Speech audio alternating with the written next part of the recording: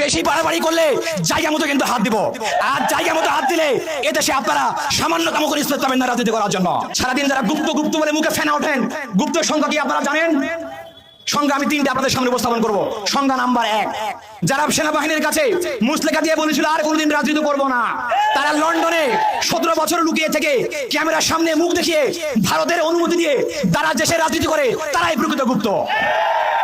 London থেকে নেতা তারেক রহমান এসে গুপ্ত শব্দ ব্যবহার করছে। এই গুপ্ত শব্দ রাজাকারের চেয়েও শক্তিশালী শব্দ হয়ে উঠবে ইনশাআল্লাহ। তারেক রহমান আছে ভালো চলে, কোন দিক দিয়ে ভালো চলে দেখে দেখুন, কোন দিক দিয়ে চলে ভালো, কোন দিক দিয়ে শান্তি আছে মানুষের। আগে তো এখন যে পরিশ্রম করি 15 ঘন্টা 18 ঘন্টা গাড়ি চালাই, 400-500 টাকা নিতে কষ্ট হয়ে যায়। আর আগে 7-8 ঘন্টা গাড়ি চালাইছি, 1200-1500 টাকা নিয়ে বাসা নিয়ে আরামে খাইছি। কালকে এক রিক্সাওয়ালা চাচা দেওয়া হয়েছে গুলিস্তান, এই চাচা কইতাছে আমি 60,000 টাকা ঋণ করে রুম ভাড়া দিছি। এরকম ঋণ আমি কখনো আর হই নাই, এখনো 30,000 টাকা রুম ভাড়া এখনো বাকি। তাইলে এরকম কষ্ট তো আমরা আগে ছিলাম না, এখন কেন?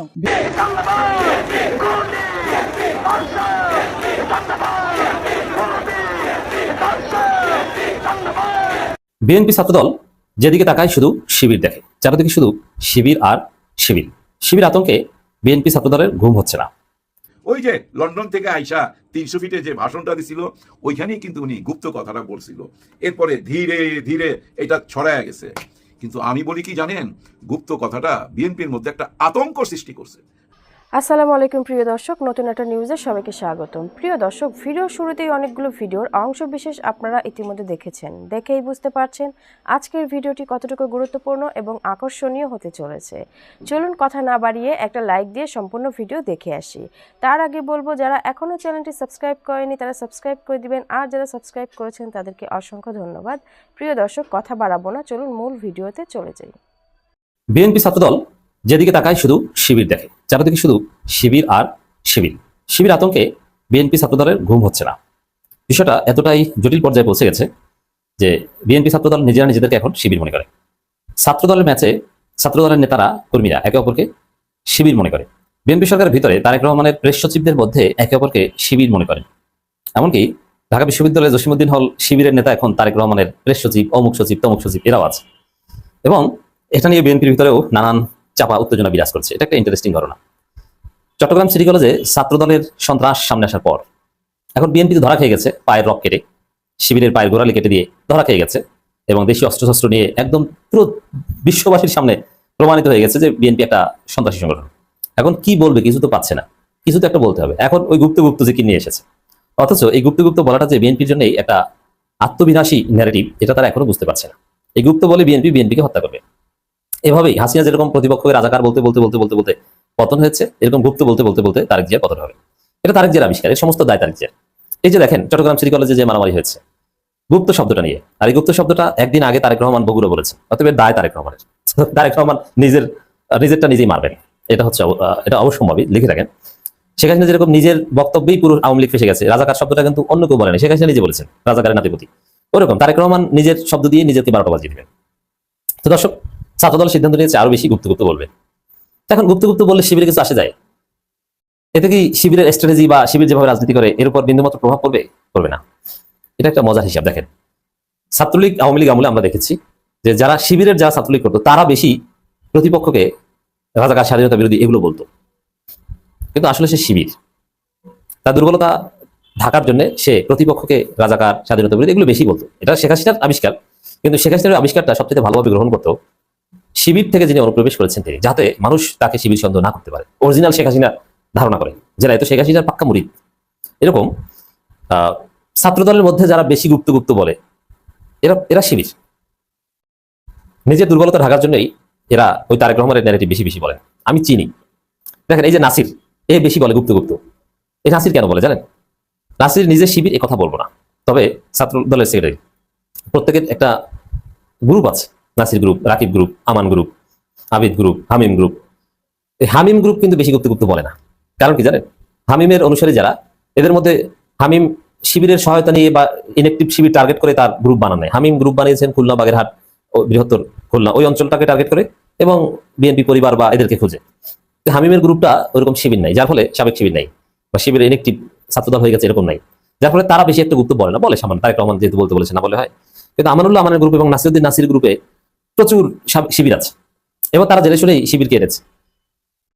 কারণ তারা জানেন যে শিবির করতে করতে অনেকে আছে যে এখন আর শিবির ভালো লাগে না, ক্ষমতাসীন বা পাওয়ার প্রলিস করতে যায়, তখন অনেকে ছাত্রদল করে, অতীতে এরকম ছাত্রলীগ করতো। আওয়ামী লীগ আমলেও শিবির করার পর ছেলেরা অনেক সময় যে শিবির ভালো লাগে এখন ছাত্রদল করে, এরকম অনেকে আছে। তো এটা বুঝে শুনে টার্গেট করে অথবা ইনএক্টিভ শিবিরকে পোস্ট দেওয়ার কথা বলে এই নাসির গ্রুপ এবং আমানুল্লাহ আমান গ্রুপ অনেকে শিবির বানিয়েছে। এই কারণে তারা তো জানে যে তাদের গ্রুপে প্রচুর শিবির, এই কারণে তার চারপাশে শিবির, যার ফলে বেশি বেশি শিবির এটা তাদেরকে বলতে হয় বা বলে থাকে।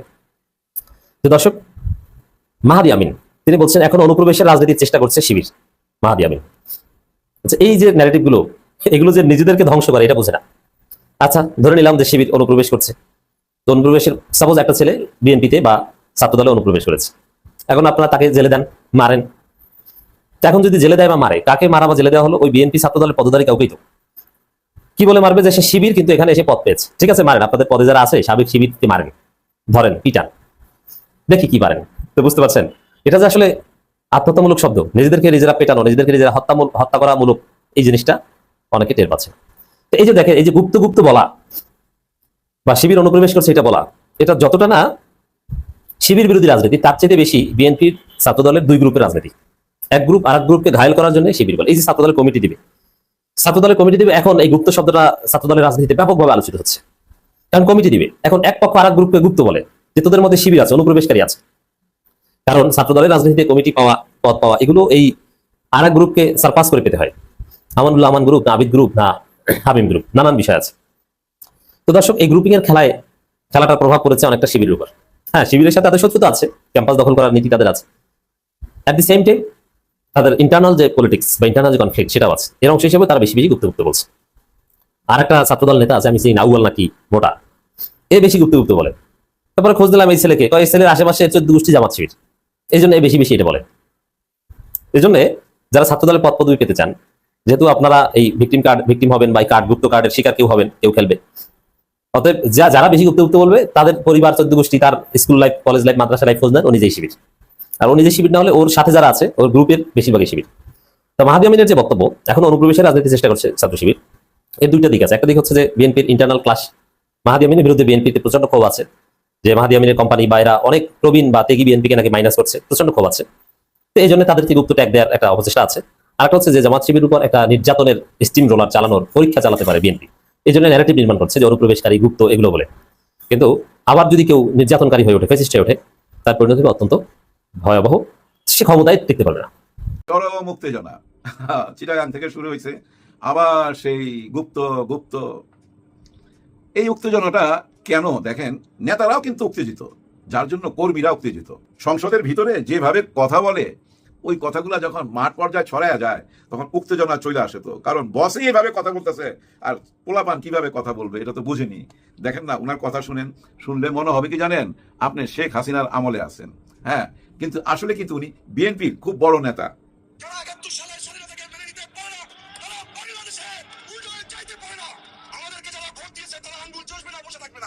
যারা 71-এর বাংলাদেশের স্বাধীনতা চায় নাই, পারে নাই, পারে না, তারা কি আঙুল চুষবে? যখন আপনি এইভাবে কথা বলবেন তখন কর্মীরা উত্তেজিত হয়ে যায়। তো হ্যাঁ, ওরা কি আসলে আঙুল চুষবে নাকি? না, ওরা হাতের মধ্যে কিরিচ নিয়ে নেয়, দা বটি যা কিছু নিয়ে নেয়, নিয়ে রাস্তায় নাইমা পড়ে, পায়ের গোড়ালি কাইটা ফেলে, আলাদা কইরা ফেলায়।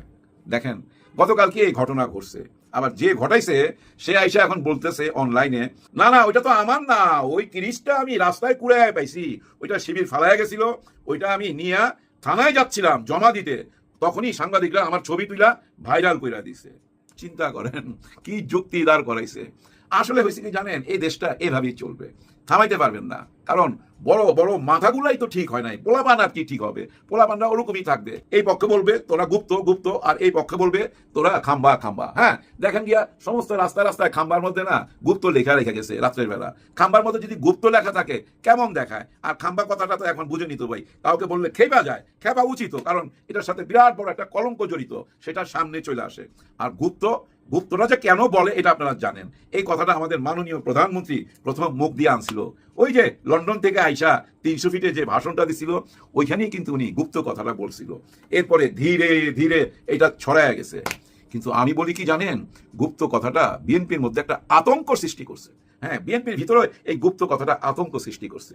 কিভাবে জানেন? অনেকেই আছে বিএনপির মধ্যে ভাই, তারা অনেক কিছু মাইনা নিতে পারতেছে না, প্রতিবাদ করতে চায়। হ্যাঁ, প্রতিবাদ করতে চায়, যেমন জুলাই সনদ নিয়া, এই গণভোট নিয়া মুখ খুলতে চায়। মুখ খুলতে পারে না কেন? মুখটা খুললেই বলবে এই যে গুপ্ত গুপ্ত, এই জামাতের আমাদের মধ্যে ঢুকে গেছে, এই লোক গুপ্ত। ওই গুপ্ত কথাটা এখন বিএনপির ভিতরে আতঙ্ক সৃষ্টি করছে। তো ভাই, না হলে এতদিন পরে কেন ওই গুপ্তের পিছনে আসবে? চিটাগাঙে কি করছে? ওইখানে দেওয়ালে কিছু লেখা ছিল, ওর নিচে যায় কাইটা কুইটা গুপ্ত লেখা দিছে। ওইটা নিয়ে এখন গন্ডগোল গন্ডগোল এমন পর্যায়ে চলে গেছে, একজনের জীবন নিয়ে টানাটানি, তার পায়ের গোড়ালি পর্যন্ত ফালাইয়া দিছে। চিন্তা করেন কতটা নিষ্ঠুর হইতে পারে। অথচ কি সুন্দর একটা পরিবেশ তৈরি করছিল। ভাই ব্রাদার, আপনারা নিজেরা বুকে হাত দিয়া বলেন, সাদিক কাইয়ুম এবং তার গ্রুপ চেষ্টা কইরা একটা পর্যায়ে কিন্তু আনছিল এই শিক্ষাঙ্গনে। শিক্ষাঙ্গনে এতটা নোংরামি আমরা দেখি নাই। কিন্তু মিছিল বাইরেছে, এদিকটা ছাত্র দলের মিছিল আইতাছে, এদিক থেকে ছাত্র শিবিরের মিছিল আইতাছে, দুইটা মিছিল ক্রস হইতাছে। কোনো মারামারি দেখছেন? কোনো মারামারি দেখি নাই। আর এখন দা বটি কুড়াল নিয়ে নাইমা গেছে। এটা কোনো কথা? শিক্ষাঙ্গনে এরা কারা? এদের চেহারা দেখেন, চেহারা দেখলে আপনার ছাত্র মনে হয়। অনেককেই ভাই হোস্টেলের মধ্যে জায়গা দেওয়া হয়েছে, ছাত্র আবাসে অনেককেই রুম দেওয়া হয়েছে, কিন্তু তারা কারা? ছাত্র আবাসে অনেককেই নতুন করে আবার ঢুকানো হয়েছে। 2007-8 এদের লেখাপড়া শেষ, এরা বিয়া শাদী করে বউ বাচ্চা নিয়ে আসে। এখন এরা কেন এই হোস্টেলে এসে উঠবে? কি কারণে? যুবদল কিভাবে ছাত্র দল হয়ে যায় বুঝি না। আর এরকম ভাই আদু ভাইদের দেখলে মনে হয় ওনারা এখন লেখাপড়া করে না, নিশ্চয়ই না। আসলে ওনাদেরকে আবার ঢুকানোর কারণ কি জানেন? এই শিক্ষা অঙ্গন দখল করতে হবে। 5টা বিশ্ববিদ্যালয়ের ফলাফল তো ওনাদের মাথার মধ্যে আছে।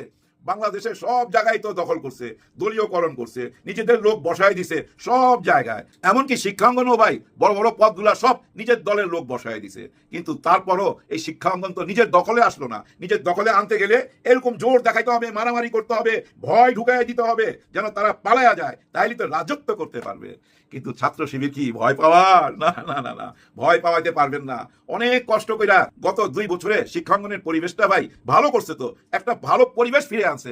ভালো পরিবেশ ছাড়া ভালো কিছু সৃষ্টি হয় না, এটা আপনারা জানেন। ভালো পরিবেশ লাগবে তো লেখাপড়া করার জন্য, সেটাই ওনারা করতেছে, কিন্তু সেটা সহ্য হইতাছে না। হ্যাঁ, ছাত্র শিবির করবে আমরা থাকতে, ভাই আপনারা তো করতে পারেন না। অতীতে প্রমাণ আছে, এখনো প্রমাণ আছে। ছাত্র শিবির যুদ্ধর আগাই দিয়া গেছে না, এরপর আগাইতে পারবেন না। ওই টেন্ডারবাজি, লুটপাট, চাঁদাবাজি এগুলো হবে, কেউ আগাইতে পারবেন না। ছাত্র শিবির যেটুকু কইরা দিয়া গেছে ওইখানেই আটকা থাকতে হবে। কথাটা মনে রাখেন, এই দেশটা এভাবেই চলবে, কেউ আগায় নিয়ে যেতে পারবেন না। কারণ মাথার মধ্যে পচন ধরছে। মাথার মধ্যে দেখেন না বড় বড় মাথারা কি ভাষায় কথা বলে। সংসদে দাঁড়ায় যদি আপনি হুমকি দিতে পারেন, তাহলে তো বাইরে তো আপনি কি করবেন এটা বুঝাই যায়, তাই না ভাই? তারপরে আছে তাদের সঙ্গে মিডিয়া। দেখেন না, মিডিয়া একটা কথাকে টাইনা নিয়া কত লম্বা করলো। কথা তো রাবারের মতো, যত টানবে ততই লম্বা হবে। হাসনাত আব্দুল্লাহ গাড়ি চাইছিল, হ্যাঁ, কিন্তু এর আগে তো সে বলছিল আমরা গাড়ি নেব না, জমি নেব না, কোনো সরকারি সুযোগ সুবিধা নেব না। এখন কেন বললো? কোন গাড়ির কথা বললো? এইটার ব্যাখ্যায় যায় নাই। শুধু ফটোকার্ড আর ফটোকার্ড। বিভিন্ন মিডিয়ার হাসনাত আব্দুল্লাহর আগের কথা থেকে সইরা আসছে, হাসনাত আব্দুল্লাহ আগের কথা থেকে সইরা আসছে। বসতে দিলে শুইতে চায়, আরো অনেক রকম কথা। কিন্তু হাসনাত আব্দুল্লাহ কি বুঝাইতে চাইছে?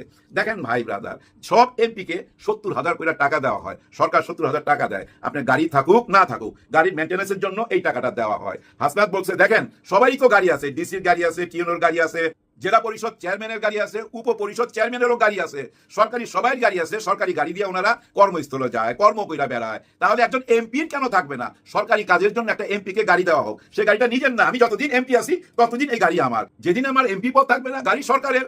এরকম গাড়ি তো সরকার সবাইকে দেয়, এমপিকে দিবে না কেন? এমপি একটা জায়গা থেকে আরেকটা জায়গায় যদি দ্রুত বেগে যাইতে চায়, তাহলে তার সময় বাঁচে। তাকে তো অনেক কাজ করতে হবে, আবার নিজের গ্রামে থাকতে হয়, নিজের এলাকায় থাকতে হয়, আবার সংসদে এসে হাজিরা দিতে হয়, দৌড়াদৌড়ি তো করতে হয়। ওই অ্যাঙ্গেলে গাড়ি চাইছে। এবং বিরোধী দলের নেতা এই কথা বলছে ছোটরা যখন কিছু চায় তার দেওয়া উচিত। সরকার সেটা দিছেও, এটা প্রাপ্য। এটা নিয়ে এত ট্রল করার কিছু নাই। উনি তো ওই 3 কাঠা 5 কাঠা জমি চায় নাই, উনি তো ওই ট্যাক্স ফ্রি গাড়ি চায় নাই, যে গাড়ি আইনা আগের এমপিরা বিক্রি করতো বাইরে। হ্যাঁ ভাই, দেখা গেল যে একটা ট্যাক্স ফ্রি গাড়ি নিয়ে আসছে, 1 কোটি টাকা দিয়া বাইরে 2 কোটি টাকা বেচাই দিত। এরকম ঘটনা তো ঘটছে। এমন কিছু কি করতে পারে হাসনাত আব্দুল্লাহ? এই যে হাসনাত আব্দুল্লাহকে আপনারা 2 বছর যাবত দেখে আসতেছেন, তার কাছে কি এরকম কিছু আশা করা যায়? যে কাজটা করলে পাবলিক তাকে পছন্দ করবে না, অপছন্দ করবে, তাকে দূর করবে, ওই কাজটা কি সে করতে পারে? এতদিনে এইটুক চিনলেন। দেখেন আপনারা না চিনলেও তারেক রহমান সাহেব কিন্তু ঠিকই চিনছে ওনাকে। কেন এই কথাটা বললাম? এই যে সংসদে কিছু চুরিদারি হয়েছে না, ওই যে জিনিসপত্র কিনতে গেছে এখান থেকে টাকা মাইরা দিছে, এই টাকা মাইরা দেওয়ার জন্য একটা তদন্ত কমিটি করা হয়েছে, 6-7 জনের একটা তদন্ত কমিটি, সবাই কিন্তু বিএনপির, কিন্তু বিরোধী দল থেকে হাসনাত আব্দুল্লাহকে বাইচা নিছে, ওই তদন্ত কমিটিতে রাখছে। কেন কেন রাখছে? তারেক রহমান সাহেবের নিশ্চয়ই মনে হয়েছে যাদেরকে দায়িত্ব দিছি তারা 6-9 করতে পারে, হ্যাঁ তারা 6-9 করতে পারে, একজন পাহারাদার দিছে, নিশ্চয়ই ওই বিশ্বাসটা চলে আসছে হাসনাত আব্দুল্লাহর প্রতি তারেক রহমান সাহেবের, না হলে বিরোধী দল থেকে উনাকে এই দায়িত্বটা দিত না। বুঝাইতে পারলাম? এটা বুঝা নিয়েন, ভালো মানুষকে সবাই পছন্দ করে, কেন করবে না? আজকের ভিডিওটা বেশি বড় করব না, বিদায়ের আগে এমন একটা কথা বলবো যে কথাটা আপনারা অনেকেই পছন্দ করবেন না, কিন্তু আমি বলবোই।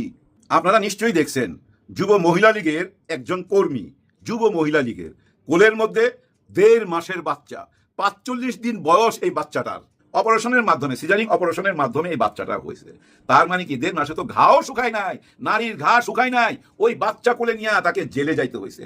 জানি না কোন বিচারক এই রায়টা দিছে, বিচারক কি একবারও ভাবলো না এই গরমের মধ্যে জেলখানার মধ্যে এই বাচ্চাটার কি অবস্থা হবে, এই নিষ্পাপ বাচ্চাটা কেন এই জুলুমটা সহ্য করবে, কেন এরকম রায় দিল, মাথায় ঢুকতেছে না। আবার বিচারকের বিরুদ্ধে কোনো কথা বলতে গেলে দেখা গেল আমার আবার আইনের ফাঁকে ফেলা দিছে যে বিচারককে অপমান করছে, এরকম বলতে পারে। কিন্তু আমি প্রশ্ন করবই, বিচারক সাহেব কিভাবে আপনি দিলেন? আচ্ছা আপনি যখন মনে করছেন হ্যাঁ ওকে জেলখানা দেওয়া উচিত ওই 1.5 মাসের বাচ্চা সহকারে, কিন্তু তারপরে কয়েক ঘন্টা পরে কেন ছাইরা দিলেন? সোশ্যাল মিডিয়াতে যখন ঝড় উঠলো ভাই, ওই ভদ্রমহিলার নাম শিল্পী, এই শিল্পীকে নিয়ে যখন সোশ্যাল মিডিয়ায় ঝড় উঠলো, এত বড় অন্যায়, 1.5 মাসের বাচ্চাকে নিয়ে জেলে দিল, কি অপরাধ? অপরাধটা কি? ওই যে আমাদের আগে স্বরাষ্ট্রমন্ত্রী ছিল না ডাকাইত কামাল, যাকে আমরা বলতাম, সে হলো 1 নম্বর আসামি, একটা মার্ডার কেসে সে 1 নম্বর আসামি, 103 জন আসামি, ওর মধ্যে শিল্পীও একজন, হয়তো শেষের দিকে। আসল আসামিগুলা সব বাইরে ঘুরে বেড়াইতেছে, 5 স্টার হোটেলে খাইতেছে, আর এতটুকু 1.5 মাসের বাচ্চা নিয়ে বিচারক সাহেব আপনি ওনাকে জেলে পাঠিয়ে দিলেন, কিন্তু রাখতে পারলেন? দেখেন ঠিকই আপনার বিবেকের ধ্বংস হয়েছে। সোশ্যাল মিডিয়ায় যখন ঝড় উঠছে নিশ্চয়ই আপনি বিবেকের মধ্যে এটা বাড়ি খাইছে। আর না হয় এমন হইতে পারে আপনি ভাবতেছেন হায় হায় সবাই তো আমাকে পচাইতেছে, ঠিক আছে আবার ছাইরা দেই, যার জন্য ছাইরা দিচ্ছেন। অথবা এমন হইতে পারে দলের ঊর্ধ্বতন কর্মকর্তা নেতা কেউ ফোন দিছে, আই তাড়াতাড়ি ছাড়েন, তাড়াতাড়ি ছাড়েন, সোশ্যাল মিডিয়া এটা ছড়ায় যাইতেছে, আমাদেরকে সবাই খারাপ বলতেছে। তার মানে কি নেতা প্রেসার দিলে অথবা সোশ্যাল মিডিয়ার প্রেসারে রায় বদলানো যায়? এটাই তো প্রমাণ হইলো। সবাই কিন্তু ভাই ডাউনলোড করে রাইখা দিতেছে, সবাই কর্ম, এটা মাথায় রাখেন। ন্যায় বিচারের পক্ষে থাকেন, বিচার বিভাগকে একদম স্বাধীন করে দেন। সরকারের অধীনে যদি বিচার বিভাগ থাকে, ওই অতীতে যেভাবে দেশ চলছে সেভাবেই চলতে থাকবে। এই দেশের ভবিষ্যৎ কি হবে জানি না। চারিদিকে পরিস্থিতি দেখা মনের মধ্যে একটা প্রশ্ন উকি ঝুঁকি দেয়, এই দেশটা কি এভাবেই চলবে? এভাবে কি চলবে ভাই? না, এভাবে চলবে না। নিশ্চয়ই সামনে বিরাট পরিবর্তন আসবে, আসতেই হবে। এত মানুষের রক্ত বৃথা যাইতে পারে না। 5ই আগস্ট কোনো আন্দোলন ছিল না, কোনো গণ অভ্যুত্থান ছিল না, ছিল বিপ্লব। 5ই আগস্ট বিপ্লব ছিল, জুলাই একটা বিপ্লব। এই কথা বলেই বিদায় নিতে চাই। মাথায় রাখবেন, এই বিপ্লবের রক্ত বৃথা যাইতে পারে না। প্রিয় দর্শক, ভিডিওটি দেখে কি জানলেন বুঝলেন অবশ্যই আপনাদের মূল্যবান মতামত কমেন্ট বক্সে জানিয়ে দিবেন। পারলে ভিডিওটি শেয়ার করে সবাইকে দেখার সুযোগ করে দিবেন। ধন্যবাদ।